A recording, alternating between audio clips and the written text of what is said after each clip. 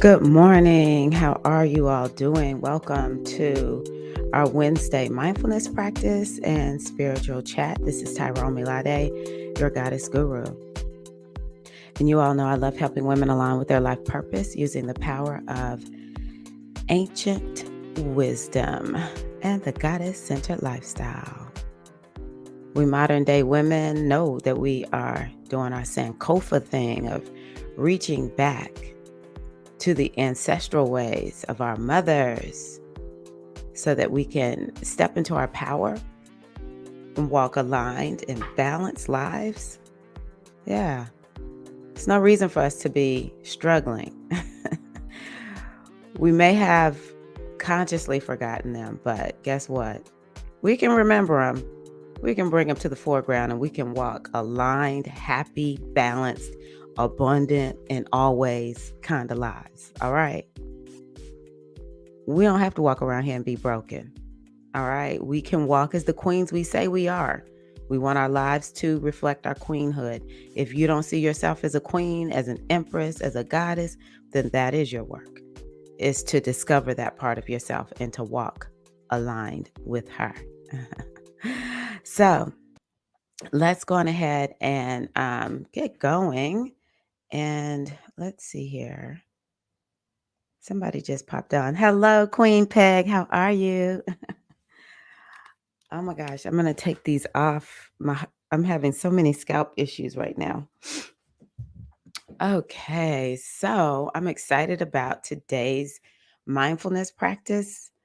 Let me set this thing up. Whew, yeah, excited about today's mindfulness practice. I just feel happy. I feel like things are aligned. And I feel like this Jupiter Neptune conjunction is delivering, at least from what I see. And I was thinking about all of the, I have not really been keeping up with the news. There's a quote I saw this morning. I just want to say this because I felt a little guilty learning about things that are happening with the war in Ukraine. What did he say? Rumi. I looked up a Rumi. I was like, what did Rumi say about war? And there was one that I saw that made me say, it's okay if I don't keep up with the news. Which one was it? Here it is. And I'm going to repost this one later because it made me say, every time I feel powerless to in the world and when I don't like what I'm seeing. Oh my God. Hold on one second. Hold on one second, y'all. Oh my God.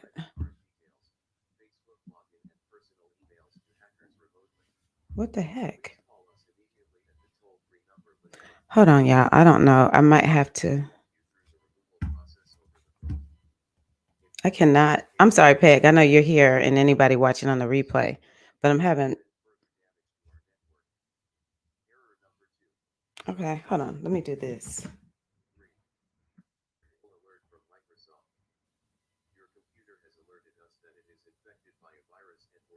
If I leave, it's because I'm gonna.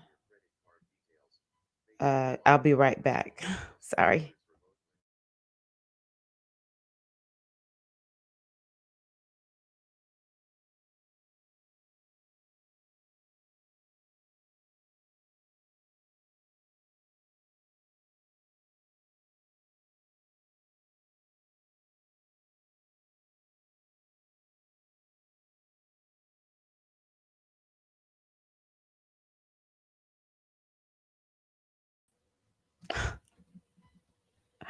Oh my God. That was such a Jupiter Neptune moment. I was trying to bring up a Rumi quote, and I got some signal that my computer was infected by, how you go onto some page and it's probably spam or something like that. I'm almost positive that was the page I had pulled up earlier, but it was something to the effect of um, always believe in yourself You are braver than you think, you are stronger than you think, um, you are more beautiful than you imagine. And it said something to the effect of when I was at some point I wanted to change, well, when I was younger or whatever, I wanted to change the world. But then I became wiser and I decided I wanted to change myself. And so that's something that I just want to offer to all of us is the more we work on ourselves, the more we will that's how we affect the quantum field. We're part of a quantum field and we are part of, you know, everything that is connected, whether we perceive it to be that way or not, everything is connected. What one person feels, we all feel. What we feel, everyone else feels, whether it seems that way or not.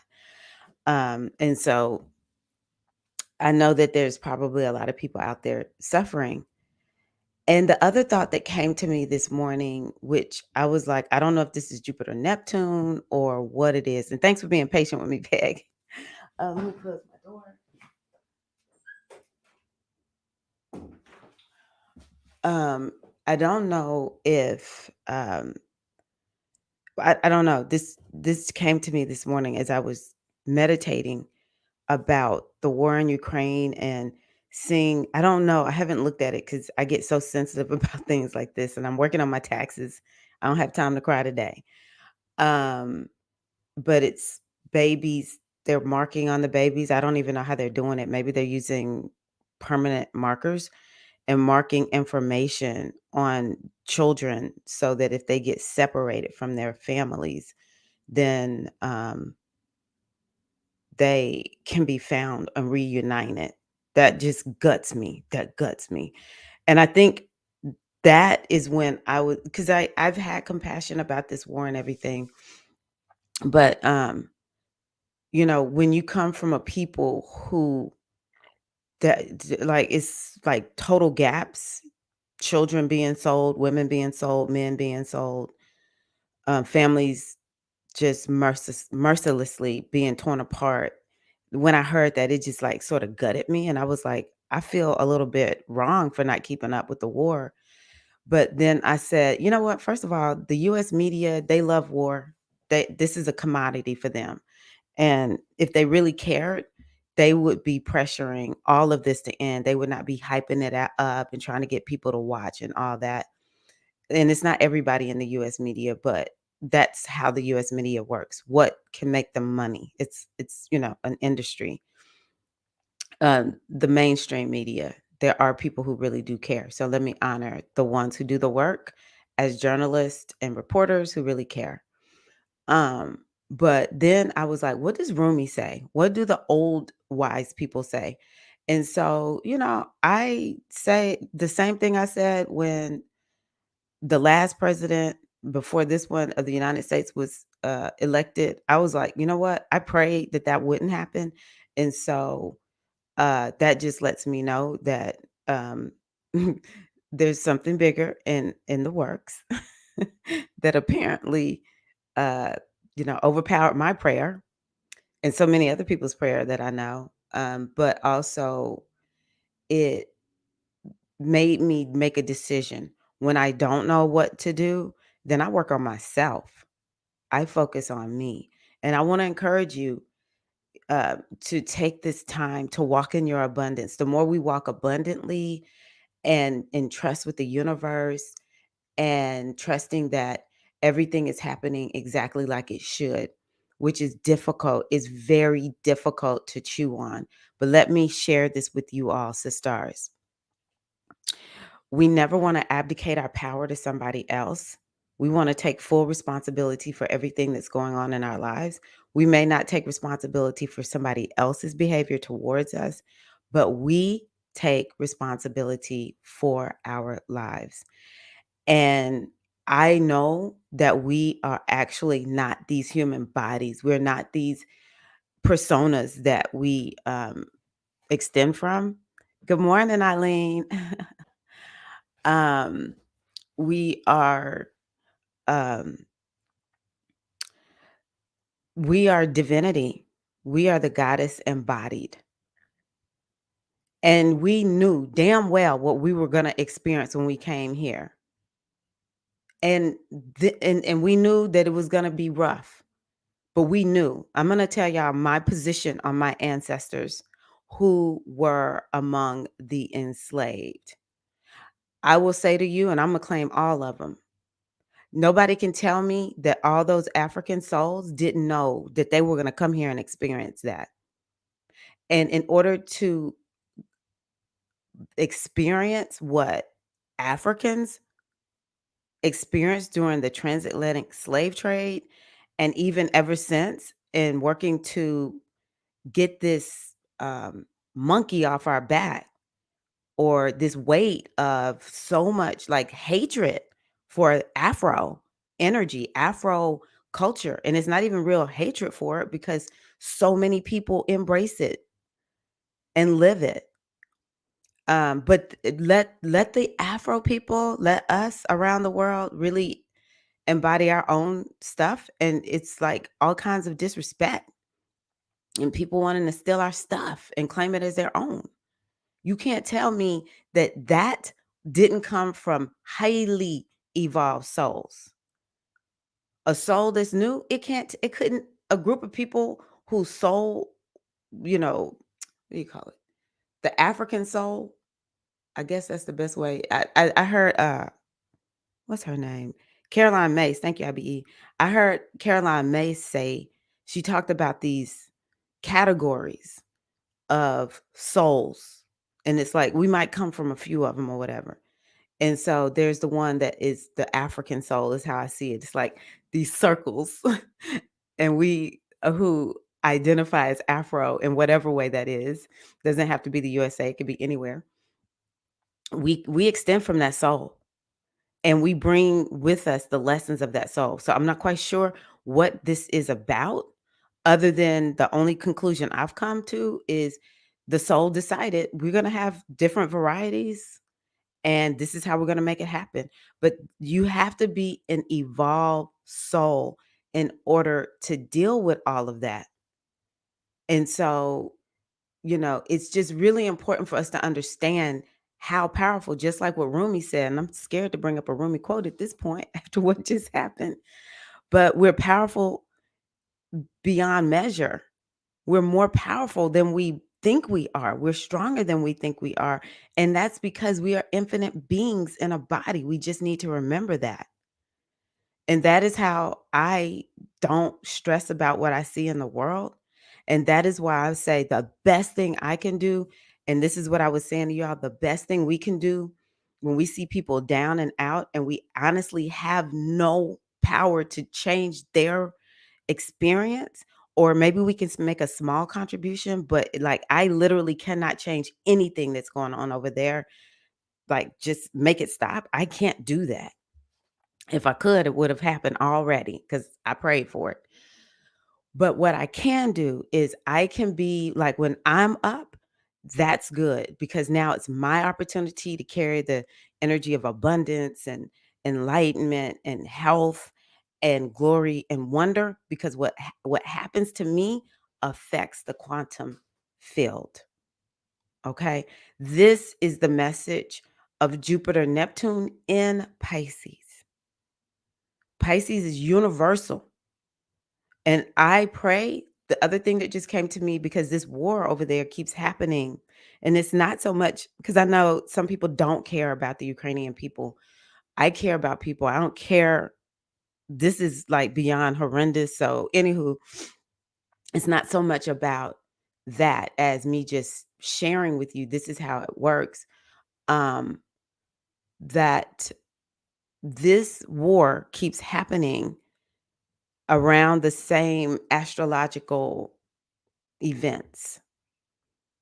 I don't remember what they are, but whatever's happening in the sky, whatever was going on when it started, it's always around that time, something will kick off in some kind of way over there. Okay. And so who knows? Maybe because it's happening in Pisces, this is it. This is it. And maybe they will be liberated for once and for all, this will be settled. They need to stop acting like this. It's so ridiculous. So, yeah, I just encourage you all to fully embrace whatever you have been called here to do. The best thing you can do, according to Rumi, is live your destiny, is to full out live your destiny. Full out. Another thing that I want to tell y'all is that one of my teachers mentions it's we have the responsibility to step into abundance. It's literally our responsibility to be abundant.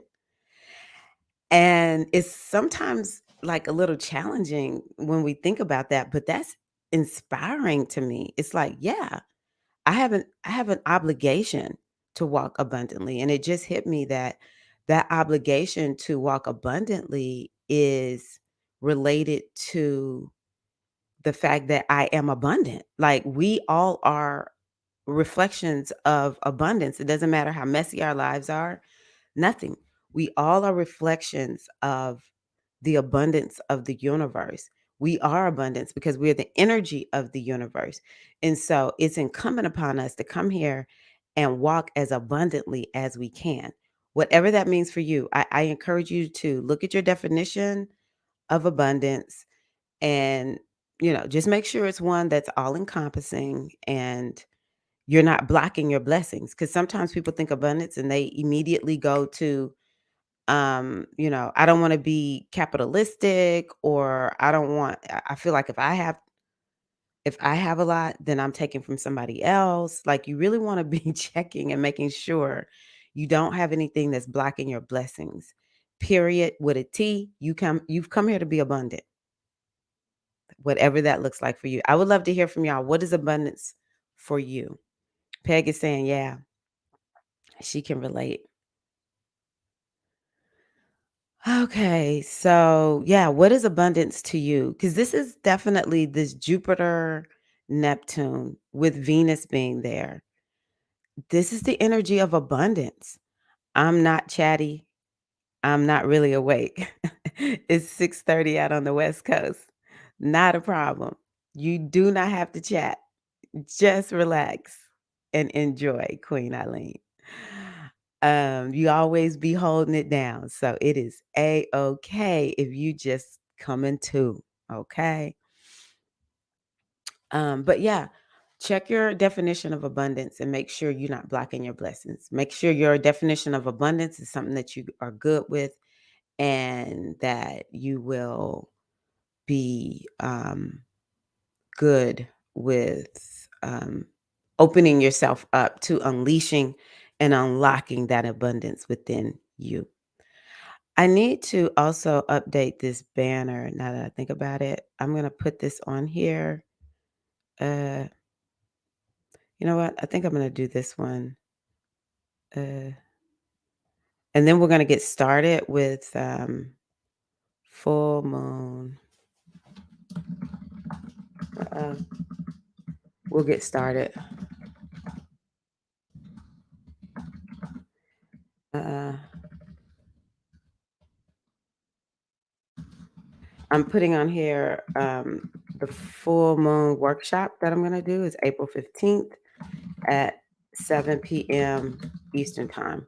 I'm not going to lie, y'all. I'm failing for it. This is for anyone who wants a business. Sometimes you just fail for it. You don't have it all together and it doesn't matter. You just do your thing. Okay, so um I had my little I'm not going to even waste any more time. I had the little water thing going, but I think I'm just going to go into the mindfulness practice now. This morning, because we are in this energy of Neptune and Jupiter and Venus and Pisces, I thought it would be good to do a practice that's about opening yourself up because this energy is about the vastness of the universe, the vastness of consciousness. It's boundless energy. And so I chose a mindfulness practice today that is about open, staying open. And let me just make sure there's nothing playing because I don't have them on my headphones. right, so if you would, just go on ahead and let your body settle and find a comfortable position that allows your spine to be long.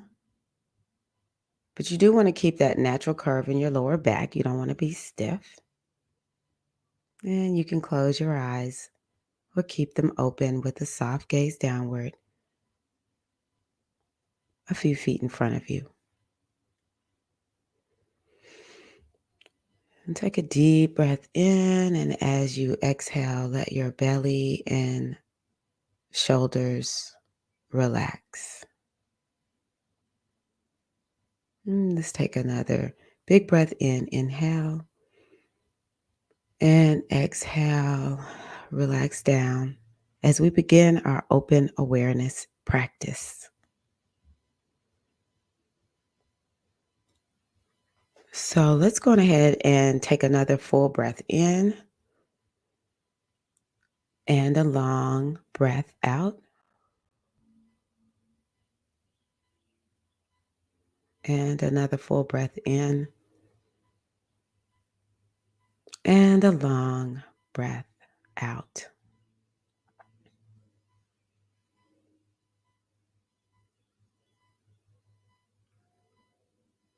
Now, allow your breath to return to its natural rhythm, in and out.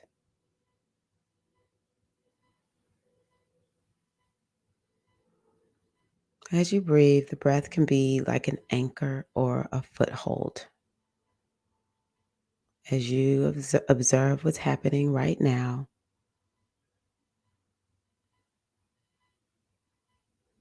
as you allow yourself to notice whatever is arising, you can decide for yourself if you want to dial up or dial down how aware of the breath you are at any given moment.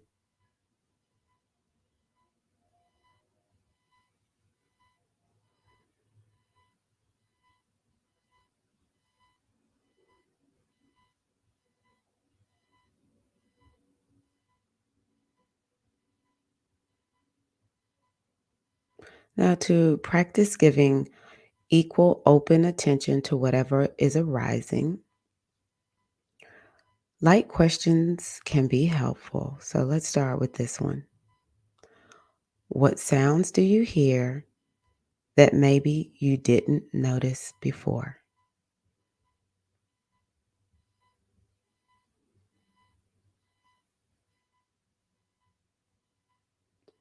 What do your clothes or the air on your skin feel like?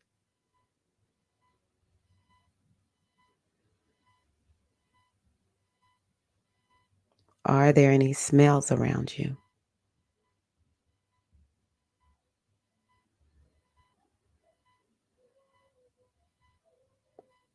Are there any sensations in your body?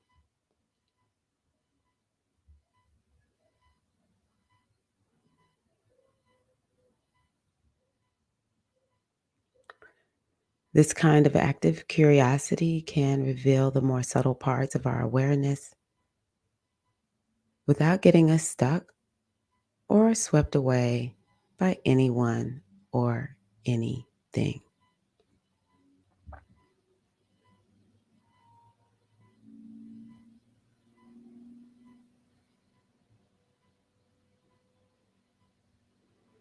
Whenever you realize you've gotten caught up in thinking, just come back to rest and simple, clear awareness of what is here now.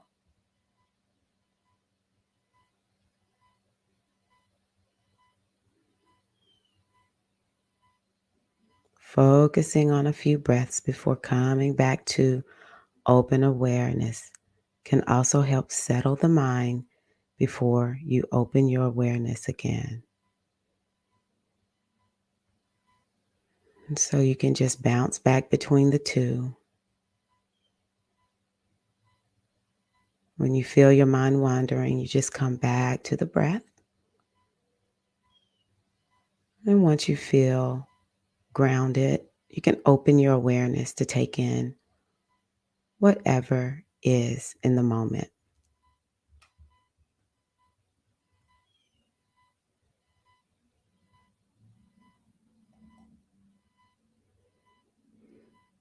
Beautiful.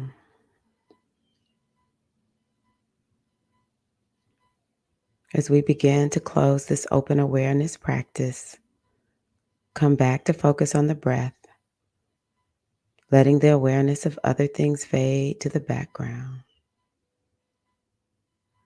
Breathing in and breathing out.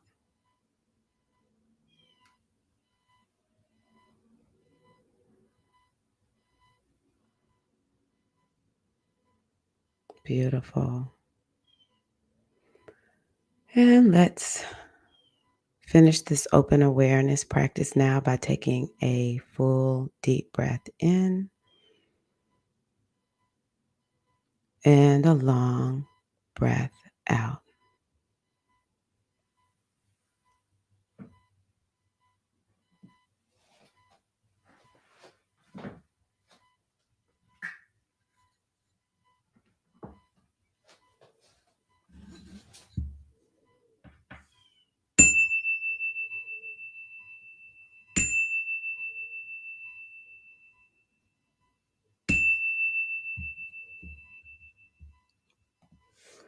Beautiful. How was that for you?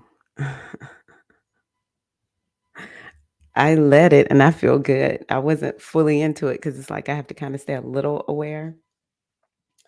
Where is this thing? I wanted to just kind of like do a little bit of affirmations, but maybe it's not meant for me to do that this today. I'm a little bit disheveled. Ah, here we go.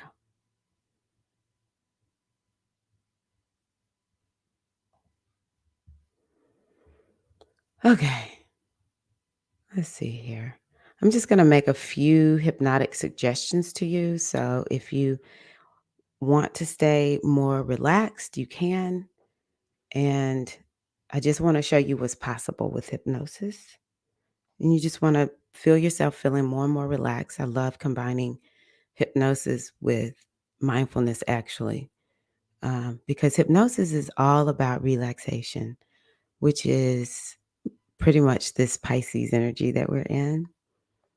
You know, maybe you can imagine you're out in the ocean since we are immersed in Pisces energy right now. Maybe you're on the beach at um, right at the edge of the water, and you just hear the sound of the ocean, the waves coming in and coming out, and again, allowing your shoulders to drop down. Take a deep breath and just bring in ease and relaxation into your body. Even more.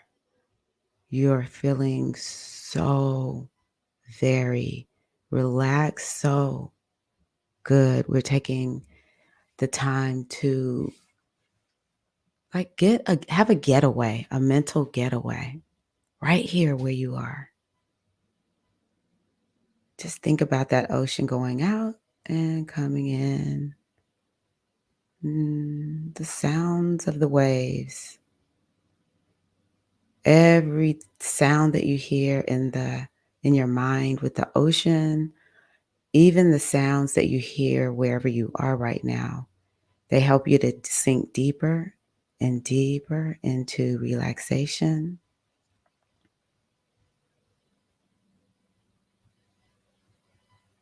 comfort, and ease within your own goddess soul.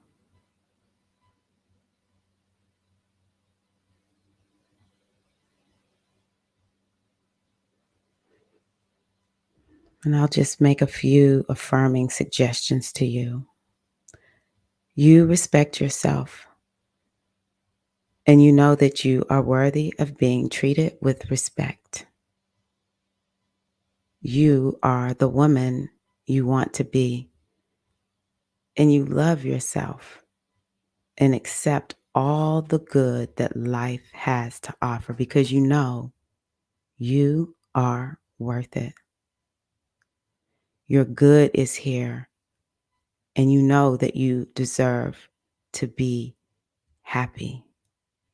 You are the type of person who is open to receiving her good, and you are your own best friend, which means that you're gentle with yourself and treat yourself with loving kindness. You know that you are good and worthwhile in all ways, and that you are worthy of the best things that life has to offer. No matter what, you approve of yourself and you validate your own worth, and you know that you are lovable just as you are. You know that the universe supports you and gives you what you need, and that you are in control of your thoughts and destiny. You're the type of person who creates her own reality consciously because you know that the universe gives you all that you need. You open yourself to receiving all that you need or want or desire coming to you effortlessly. And you walk fully and confidently in your abundance. You are grateful for all the good in your life, and you know that your good is on the way. All that you need comes to you quickly and effortlessly, for you are a goddess of attraction. You attract what you need, and you know that your good effortlessly flows towards you, just like the honey of Oshun, the river of the goddess Oshun. It all flows easily and effortlessly. You vibrate with the creative energy of the universe, and you always expect the best and know you get it. You are aligned with your highest good. You value your destiny. You value walking in your destiny, and you only value your thoughts, your beliefs, your opinions about your destiny. You're creating a new and exciting life.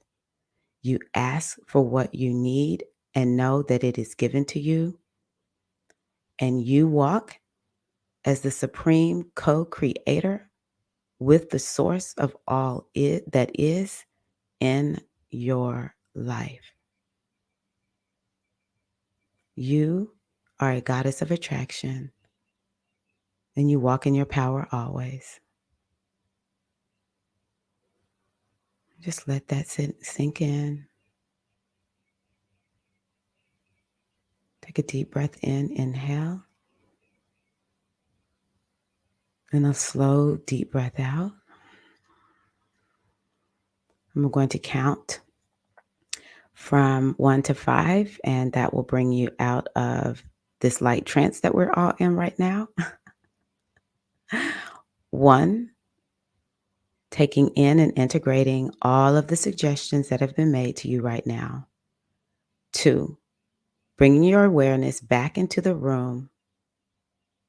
3, taking a deep breath in, inhale, feeling yourself awaken more and more and more. 4, taking a big stretch, big breath in, exhale. 5, eyes open, wide awake, ready to have a wonderful day, feeling refreshed. Hello. Hey, Mimi. Yay, I'm glad that felt refreshing. Eileen, who is not quite awake yet, was going back to sleep. Peg says, I heard everything is happening in its divine timing. Instant peace. I felt instant peace just reading that. Peg, wow. Bonsoir. No, bonjour. Disa B, how are you? Welcome, goddess. I saw your comment. I haven't had a chance to reply yet about HBCUs. I went to Canada one time, and there was a young lady who was saying that African Americans have a very unique experience with things like that. She was like, I sort of wish it was like that here because it truly is a melting pot. Well, Canada has its problems. Let's be real. It's a lot of people who, women of color, Black women, natives of that land who complain about Canada all the time. But they are way more of a melting pot than the United States. And um, yeah, uh, she was saying you're just Canadian there. They have cultural stuff, but yeah. And she was a little bit like, I wish I had that experience. It is very unique, and not even all African Americans know what it's like to go to an HBCU. And so, yeah, I feel very fortunate, very fortunate. Oh my gosh. So, Diza, I took French in college. So I remember the accent just a little bit. You just made me feel so good, Diza. Because I love when I can speak it and sound not like bonjour, like a Southern United States person. Tears. Oh my God, Peg. Tears could literally see my ancestors surrounding me, holding my face, speaking life into me. Woo, girl, you got me tearing up. Look, all this Pisces energy got us all emotional. Oh my gosh. I feel so excited. Okay, y'all. Whew, yeah, so I'm not going to stay on too long today. I am so happy that y'all were here. It actually is helping me get more confidence about doing live hypnosis, which is what I want to offer with some of the packages that I'll be doing is offering live hypnosis where I take what you want me to say to you and suggest it to you, or whatever, I can come up with whatever needs to be said, but hypnosis is a bomb. I'm telling y'all, hypnosis, NLP, working with the subconscious mind, it will change your life. It's just a little bit of the thing that they just decided not to include in the high school and the college curriculums, okay? Because even people who have gone to who have degrees in psychology will speak of, like, it's a whole piece missing the from helping people to get well. And when you study hypnosis, hypnosis stems from psychology, modern day hypnosis. Hypnosis is ageless, it's timeless, it's been around forever because ancient people did trance work. And now, we modern day people are able to grab it and use it to help, bring about whatever it is that we need. This is one of these very important missing pieces from educating humans about what are the different parts of you, And for me, hypnosis helps me to not just be that spiritual person who's just all into the clouds and we know all this spiritual talk, but do we really know how to make a change in our lives? Y'all know I'm about practical spirituality. And so in me finding hypnosis in 2020, I have not stopped using it since. I use hypnosis almost every day of my life, because I have stuff that's just so entrenched that it takes a little bit of time. Sometimes also we got stuff from other lifetimes. And that's what I love about NLP. If hypnosis, if you a lot of times we'll notice a change that hypnosis will bring about. It'll be very subtle. And all of a sudden you're just like, I don't know why. I just feel like I'm different regarding whatever it is. Let's say it's last night, I was talking about emotional eating. I just don't feel like eating like I did before. It's just like, and it's effortless. That's why I love hypnosis because it's getting to the root. But sometimes it's some other stuff up in there, like um, we could do what are called time techniques in NLP.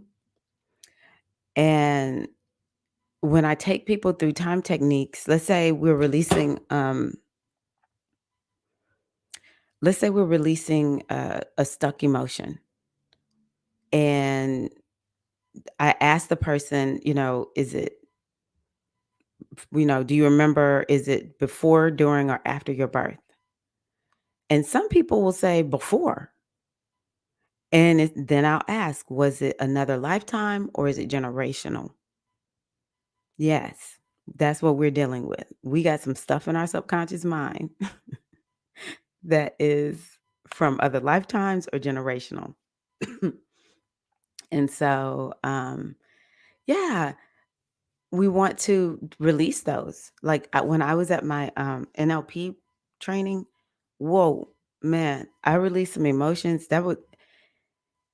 it was almost painful, but I can't imagine. It felt almost painful to release those emotions. And at the same time, what ended up happening was I started thinking, I can't believe that I walked around all this time with that in me. Because some of my stuff is definitely of a other lifetime. I'll tell y'all this real quickly. Hey, Virgo Bliss. Yes, Diza.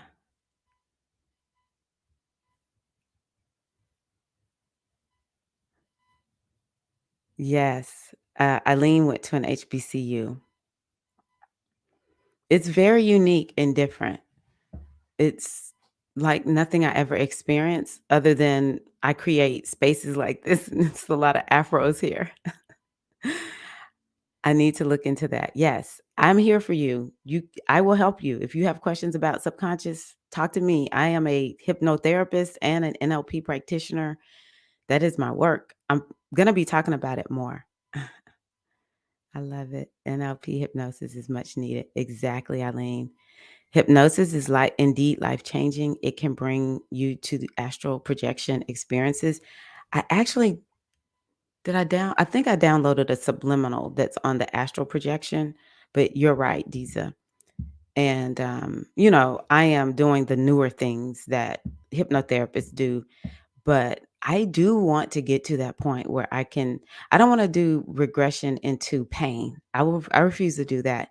But regression into I don't even know what it is, but I know some hypnotherapists do regressions. Virgo Bliss, I wish I could have caught this from the beginning, but I will watch the replay. Nice. Great rising, Virgo Bliss. Glad you are here. If you get there, you literally see your life from a different perspective from above.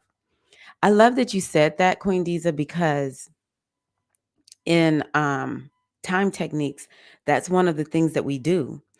We take people above the incident that's happened. Let's say if we're releasing an emotion, we take people above that incident and help them to get a new view and perspective. Is why I started the live stream the way that I did, which was it's important for us to realize that what we see with our eyes is not all that there is. And it's really better for us to walk in our power, to walk in alignment with our destiny, than to fret over things that we cannot change. The more we just dig deep into our destiny and just double down on this thing is going to come out. I'm going to manifest this destiny. I'm going to get this out, the better. And so one of the ways we are able to do that is to go above and look, and it will look so different. When I did the time techniques as I've watched the coachees who I've been doing this with, they come out like, I got it. It's like so simple when we take ourselves above the situation and get what we call the learning. So it will definitely, I'm going to put this back up because Diza ex- described it perfectly. You see your life from a different perspective. There's an oracle deck I used to use, and there was I can't remember his name now that I think about it, but there was this archangel, and this archangel was said to be the one that you work that it helps you do a life review.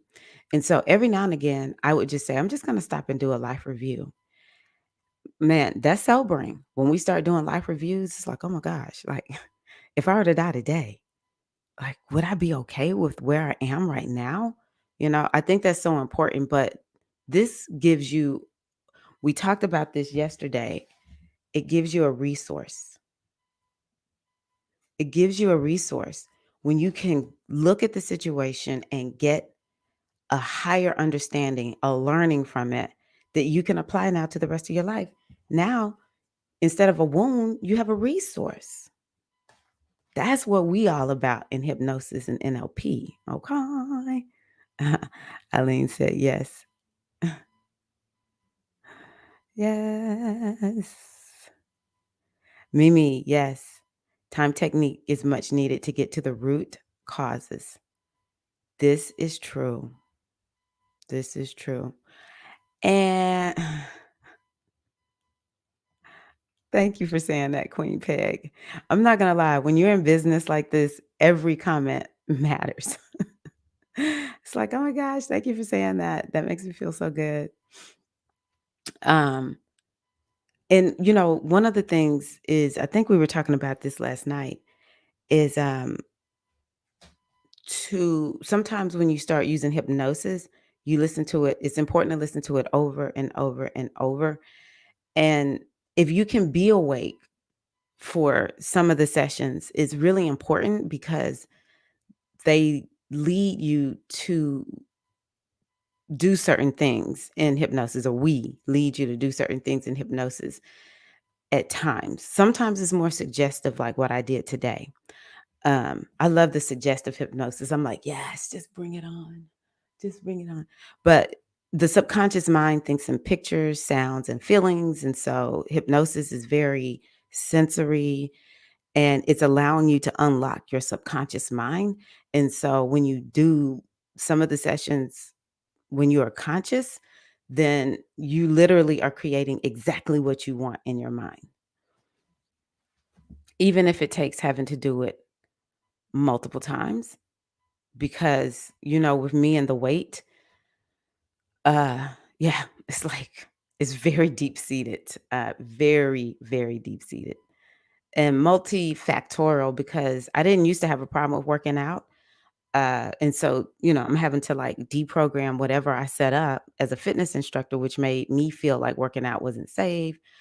I remember my family saying that I like to eat. They programmed me early on, and I take full responsibility. I'm not, um, projecting onto them. But that thought came to me last week. I was like, I remember my family used to talk about how I eat so much, and I wouldn't let my brother drink my drink even if I wasn't drinking it.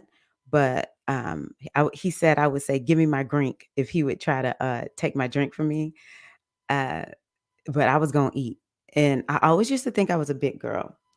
And so, if you can look at this picture of me when I was 4, it's largely representative of my life as a teen, a girl, a preteen, all of that.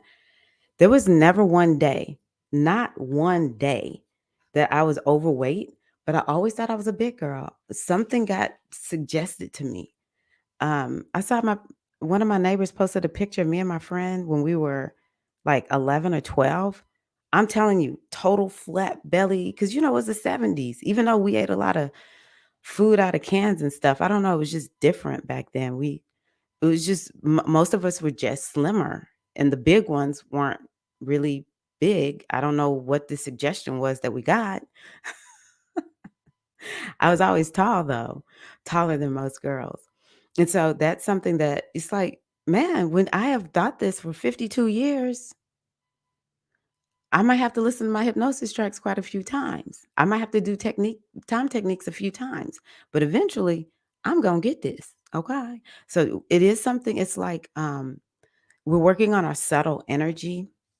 And I do believe radical shifts can happen. But we're working on our subtle energy. So it's just like when we take things like flower essences and herbs. And, we do natural healing things for ourselves, use natural healing modalities. It takes a little bit of time. These are not designed to like create radical shifts, but there is this thing called the tipping point to where we just keep doing it so much, it just starts building up that the healing takes over the imbalance. And then all of a sudden it's like we have this quantum leap experience, right? And so I just want to offer that word to you all, the tipping point. You want to get yourself to that tipping point, and once you get to that tipping point, it's no stopping it. It's going to snowball into whatever it is you're going for. Everything around us isn't necessarily visible to the naked eye. Yeah. It's I keep mentioning, and I always do like this. I crack myself up. I just imagine that there's outside of each one of us, there's like this circle, maybe a sphere of energy. And that energy is, people are seeing it, even though it's with their own energy, it's not necessarily with their eyes. We're picking stuff up with that energy. That energy is taking a lot in. The subconscious mind takes in everything. So take that in. The subconscious mind can perceive more than the conscious mind can. This is why we want to work with the subconscious mind. It's way more powerful than the conscious mind. As a matter of fact, the conscious mind is only going to allow what the subconscious mind is saying. This is what she want right now, y'all. This is what she want. This is it. And so it behooves us, it is incumbent upon us to work with the subconscious mind so that we can get it to now get the conscious mind. I'm telling you, think about when you think about somebody or mention their name, or somebody else mentions their name, and you're like, huh, I hadn't heard that name in the longest time. And next thing you know, you see an old memory, or you get a text, a phone call, somebody brings the person up all of a sudden. That is the subconscious mind at its finest, which is what is controlling things. We live a subconscious life. And I'm telling y'all, I'm just sharing right now, but this is my work as Yemonja, as a priestess of Yemonja, as badly as I would love it to be. And it is going to be ritual. Don't get me wrong. All the Ifa tradition.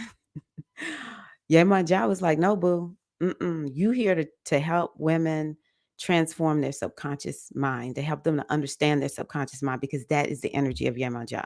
She is the subconscious mind. We are all just in relationship with our subconscious mind. The question is, are we doing this consciously or unconsciously? Most of us are doing it unconsciously. And so lead with understanding that, hey, I need to watch everything that's coming up in here. I need to be careful with what I'm saying, because the subconscious mind is picking it all up. If I say something negative about somebody else, that's coming back on me. This is divine law. So this is one of the reasons why it's like I'm having revelations as I speak. One of the taboos for those of us initiated into Yemaja is gossip. We cannot gossip. That is forbidden and taboo. When people gossip around me, I'm just like, oh my God, please help me.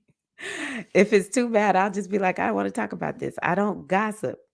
But I see now why. It's because the subconscious mind, which is ruled by Yemanjad. This is not from the Ifa text. So this is modern day Ifa priestess Tirra talking. Yemanjad rules the subconscious mind. She is the waters of the universe. She is the ocean and all those different levels. We have levels of our mind. I was even speaking to all the different levels of your mind as I was doing the affirmations, actually. That's one of the things we learn in our training. You have to know what are the levels of the mind, and you have to speak to them.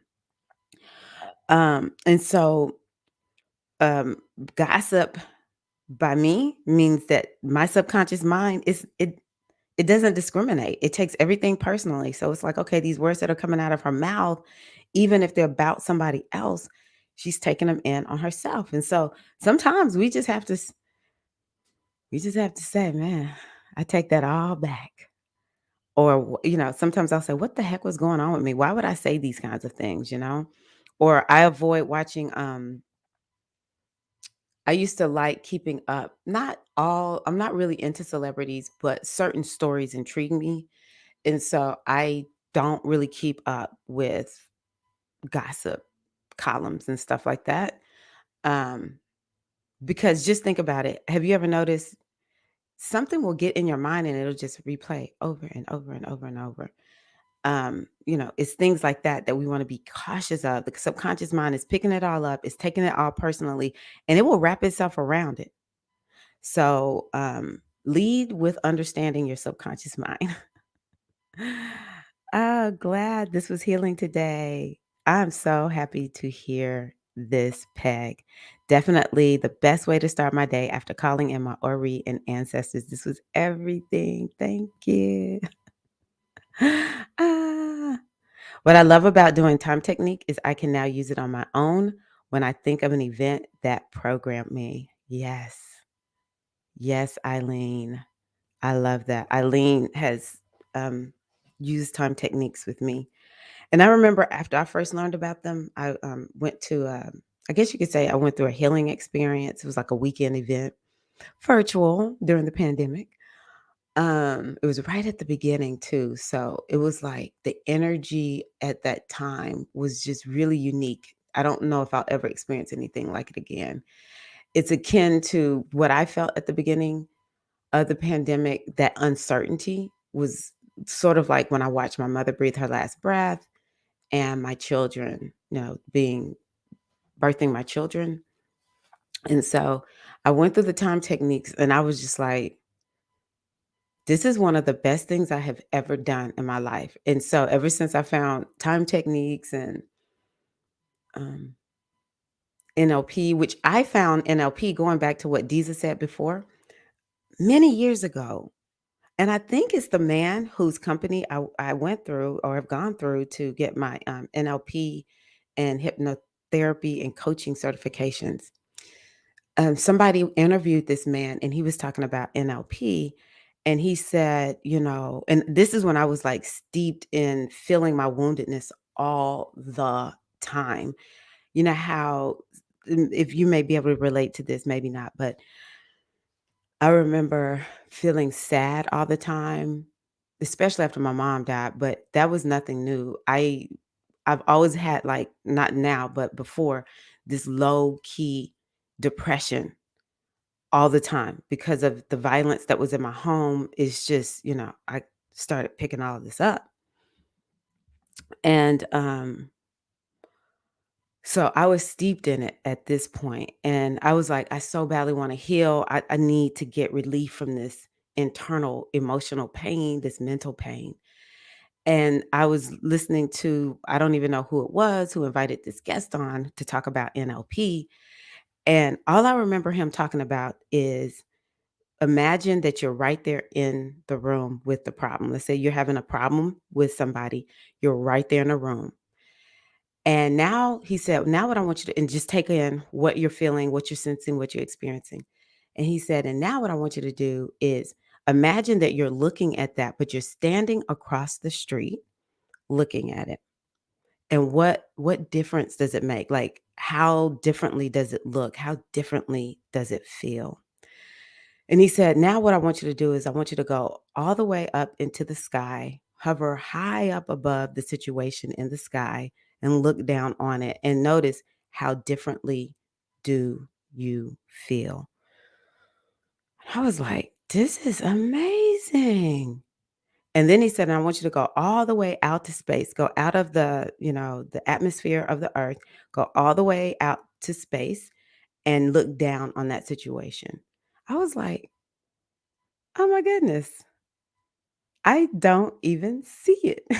And so ever since then, that was probably sometime around 2006, 2007, maybe before. I don't know, because I've been on my journey since 1999.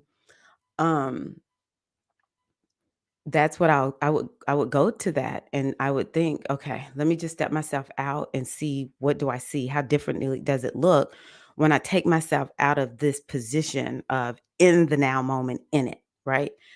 And so that's what this is all about, NLP. And I really do think it was this man. His name is Michael Stevenson. And I was like, this is crazy. This is like almost 2 decades ago. I listened to this man, and he planted the seed for me to become an NLP practitioner. It's crazy. It's crazy how the subconscious mind works. Like, that's an example of the subconscious mind wrapping itself around something. And that, I think, was connected to my destiny too. Yay. Oh, thank you. Yes. Here's another one. Look at that. Look at little Tyra. Slim and trim. But I always have this thought, a notion that I'm a big girl. Even when I was 158, and I'm gonna tell you what that invites for me. I remember, I got down to 158, 157. That was like my regular weight for years, and people still would tell me how big I am. They would talk to me and be like, "Well, you got a little bit of a belly." Now I'm gonna show you 150. I don't know if y'all can really see it. It's a little bit dark, but I'm gonna show y'all one. That's me at a size 8. And a lot of people gave me compliments, don't get me wrong, but make no mistake about it. It was some mofos out there. My husband was like, "You cussing." Talking about, and I just say it because I'm pissed. Because I'm like, I never get a break. Everybody, no matter how slim I freaking get. I wish I had this picture to show y'all. I'm gonna see if I can find it and post it. I weighed 130 pounds, maybe 135, when I was 20 years old. And I went through the Miss Junior pageant at Morehouse. And I showed some pictures to some people. And one guy said, "Who's the big girl?" I was 135. I can't even imagine. I don't have any aspirations to weigh 135. I was 135 and they still said I was big. But I say it's because I always thought I was a big girl. And so I always tell people it doesn't matter what my size is, does not matter. I could be the skinniest of the skinny. Like, I can't get any smaller. Somebody gonna tell me I'm big. I think it's Jupiter in my first house. I don't know. So what ended up happening, and I'm really speaking to the subconscious mind and how it wraps itself around all of this, but we get to shift it, is one day this lady at my Zumba class, she loves me, nice lady, but she didn't know me before I lost my weight, after I had my second son. So to her, I was very tight toned and sexy, and I looked good. And, she thought I looked amazing. And she said, "Tyra, you don't know what it's like to have a weight problem. You don't know what it's like to be overweight and needing to lose weight." I was like, "What? Are you kidding me? You don't know anything about me."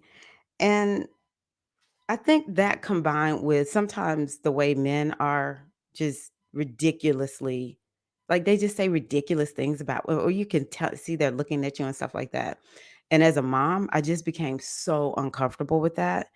That those 2 combined is when I noticed that my weight started coming back.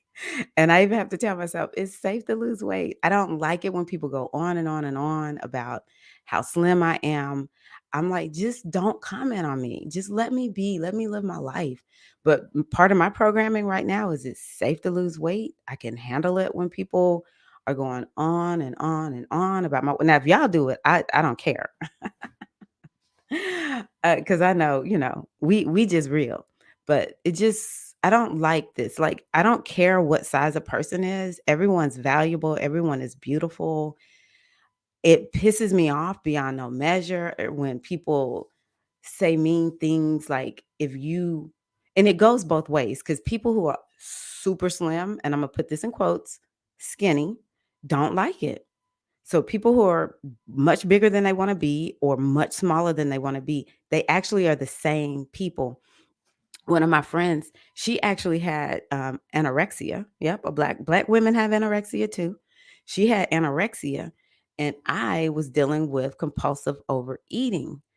And the more we talked, because I was like, oh, I just wish I was so slim like you. She was like, no, you don't. She was like, I'm so jealous of you because you got a big booty, you got hips and curves, and I'm just skinny. And that's when I was like, super thin women and women who are overweight, especially if they're really like beyond where they're comfortable being overweight. Because some of us, we got a little bit overweight where we sort of comfortable with it, and then we'll just let it go when it's time, right? But you're beyond that, it's the same coin, just two different sides, right? And so when people want to go in on you, they might say something like, with your fill in the blank, skinny or big, whatever. I'm like, why? That makes me feel uncomfortable. Like, come on, y'all, we need to stop all this body shaming. We need to just learn to embrace. And then, of course, when we see images of the goddess from ancient times, she doesn't have a head, but she's got this body that's round and curvy, and it's got a few little fat folds on there. You know, I love when I meet women who are, have a little extra on there, and they're like, "Oh, I love my extra curves," and give somebody something to hold on to. I love that. She has the same program and got it from you. Her mom. Yes, Eileen. All the hormones in the food is the change nowadays. Yes. Virgo bliss. So true. I never worried about my weight as people programmed me to think I was too thin because I wasn't eating according to. So I didn't even see this comment. And here we go. Right here.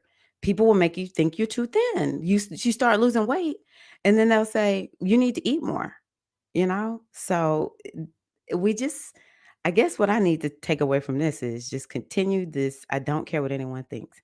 Even when I occasionally gained 10 kilograms, I didn't even pay attention. And see, I live to model people like you, Diza. Just don't care what other people think. Actually, when I released emotional eating, I noticed I stopped eating as often. My eating was connected, yes, to holding other people's emotions. Very, very insightful. Didn't know I was empathic. Once I released that, changed everything. I love that, Peg. Self-awareness is just so amazing. Deezer says, gossip is the downfall of my people in Martinique and Guadalupe. I never subscribed to that mindset, even as a kid. So good. We call it macrelage, macrelage, macrelage. Not being into macrelage always set me apart from others. I am impressed, Diza, because gossip is so easy to get into, and you almost like you set yourself up to be a lone wolf. And I'm okay with that because it's exhausting. Okay. So Diza is kind of an emotional eater too. Yeah. Eileen says, now I hardly eat. I don't carry people's things around with me anymore. I love that. I no longer hold space to emotional eating because I no longer hold on to emotions and other people's emotions that don't serve me. To make room for what I want, my Ori showed me what I had to release and let go of. I love that. Thank you, Sandy. Yeah, I'm like, it doesn't matter. So I may as well just go on ahead and, you know, claim the body that I desire to claim, and folks can say whatever they want. Ah, I love that. So we talked about this the other day. And so one of the things that we can always say is, I am no longer available to emotional eating. So you're speaking to your subconscious mind. Okay. And you just have to say it over and over again. And maybe you feel that emotion and you walk into the kitchen and you say, oh, wait a minute, I don't do this anymore. I'm no longer available to emotional eating. And I do think it's important to put something in place that kind of helps you to like stop yourself. So like I love cashews because we'll set up triggers. Our subconscious mind loves repetition, and we'll set up triggers. And so I would walk past the cabinet where the cashews were, not even thinking about the cashews when I walked into the kitchen. And then I'd say, "Oh, I want some cashews." And I'm like, "I didn't even say I didn't even come down here for that." But it's at one point with the emotional eating, I would just go in there and grab a few cashews. And so now what I've done is I put all kinds of stuff in front of the cashews. So it's like, no, if you want these cashews, you're gonna have to pull out like I have bottles of water and protein powder, all kinds of things in front of it. And it makes me catch myself. It's called a pattern interrupt. And so, it might take a few times, but using the hypnosis, NLP, different things like that will help you to be able to create a pattern interrupt within you, but also you can more easily set it up into your environment and you want to claim the identity. I am someone who eats because, I need some energy and that's it. That's the only reason I eat. I eat for energy. For me, I don't want to say I eat good food that tastes good, but I'm only doing it for energy. It's like you have to use the words that most will transform you in the way you need to be transformed because I don't want to be right now. I don't want to. Ah, in the second picture, which one was it? Was it this one? Ah, and you may not be able to see it, but there's my baby brother right there. That's Carl. And then that's my big brother, Money. I think he was playing with a train that he had received.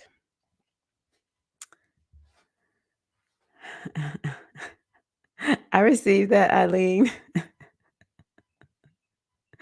Yes, Sandy. That's what they mean. I have a big heart. I'm gonna actually, um, I'm gonna actually write that one down. What people meant,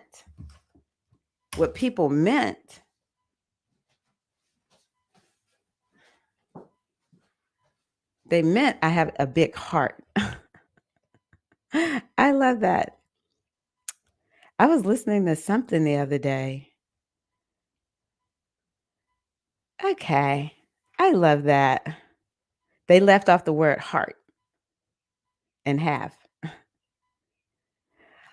I was listening to this lady the other day, and she said she eventually just began imagining that the only thing that was ever said to her was, I love you. She said, even if somebody said something else, they used other words, especially harmful words, what they meant was, I love you. And I wrote that down, and so that reminds me of that. With all these people who just kept saying, "Oh, you're big." No, they were like, "No, you have a big heart." That's what they meant. "You have a big heart and I love you." I'm like, "Oh my gosh, that makes me feel good." And I'm actually okay with being a big bone girl. I like being a big bone girl. I like my big butt. I like my hips. My mama did not inherit, she didn't give me too much up here, which I'm okay with because I don't have to wear bras or whatever. It's like, okay, we can take what we can get. But yeah, they meant I had a big heart, and I love you. Sometimes we only see the beauty and truth about our bodies years afterwards. Yes. And so we now, for me especially, I'll speak for myself. I'm overweight. I'm bigger than I want to be, but I still look at myself every day like, girl, you look good. And I mean it. I'm like, oh, I love myself so much. I think I'm so beautiful. When I work out, I'm like, oh my gosh, I've never, well, that's a lie. I have seen myself this size because I've been here before. Um, but it used to be I would look like, "Oh my gosh, how did you let yourself get this big?" and all that kind of good stuff or whatever. And now I just look at myself and I'm like, "I'm gonna let it go. I'm exercising and I'm working out and I'm eating well and I love myself and I have a big heart." Yes, yes, Diza. Being ultra thin and overweight is the same coin, just two different sides. The women who are super thin feel as um, conscientious as the ones who feel more overweight. And then we got the ones who aren't overweight but think they're overweight. That drives me bananas. I'm like, don't do it. I did that. And then I lived to regret it because my body was like, it's not safe to be thin. And or she thinks she's not, she thinks she's overweight. Put some more weight on her. I'm like, don't do it. Yep, the lone wolf, that's me. You pronounce. Yay. I said it correctly. Look at you with our ancestral African language. I'm gonna write that word down. I'm gonna say this is something that is taboo. Taboo. Where's my pen? And I'm gonna practice it that way. I'll say it right. Ma macrelage. Macrelage. Oh, you know what? Sandy's over here now. She's on YouTube. She is a French speaker. I think Sandy has something to do with the French. Or maybe she lived in French speaking countries or something like that. She wants to live in France. Yes, my emotional eating happens when I'm bored. I eat more when I'm doing the 9 to 5 gig. Yeah, definitely interested in learning more about NLP. Yeah, we can definitely work on all of that, Sandy. I'll be letting y'all know when I get some packages together. Going to the fridge was a habit. Yes, that's a really good one. That's a really good one. Okay, okay. Ah. Yes, it was Christmas Day, so I can imagine there's a light shining over little Tyra. Um, so yeah, this has been fun, and I appreciate y'all. I always think, "Okay, I'm not gonna stay on long," and yeah, I'm doing this going live every day, in April because I kept thinking, "I don't know what to say." We all know this is not true. This is not true, especially when I get on here with y'all and have this good conversation. Mm, mm. But, yeah, it's tax season, so I'm going ahead and work on my taxes. We have the same body type, Tyra. I'm just a shorter version. Yes. Yes, we do. Light up here. We got baby got back. Brick house, like you said. Ah, thank you, Mimi. I appreciate you so much. This guy at work calls me fun size because I'm so short. I love that, Eileen. Okay, that's what I thought, Sandy.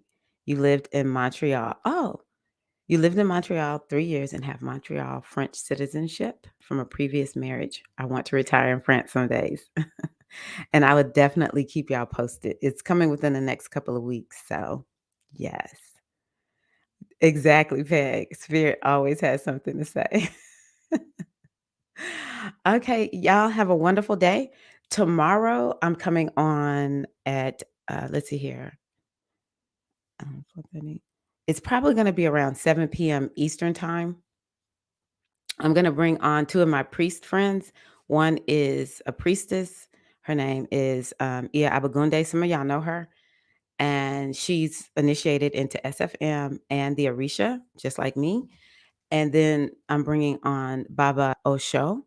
Baba Osho is one of our brothers who initiated into the Ifa tradition. We're all under the same godparents. And I said I wanted them to come on just so we could have a nice conversation, and talk about spiritual stuff with them and, get their perspective. And it's fun. I just really love it. So I look forward to that. And yeah, I appreciate y'all so much. And I will be back tomorrow evening around 7 p.m. Please, please, please consider coming to the full moon circle this Friday right here on my YouTube channel. And hopefully be more organized next month and we can plan it inside of like Zoom or something like that, or at least part of it inside of Zoom.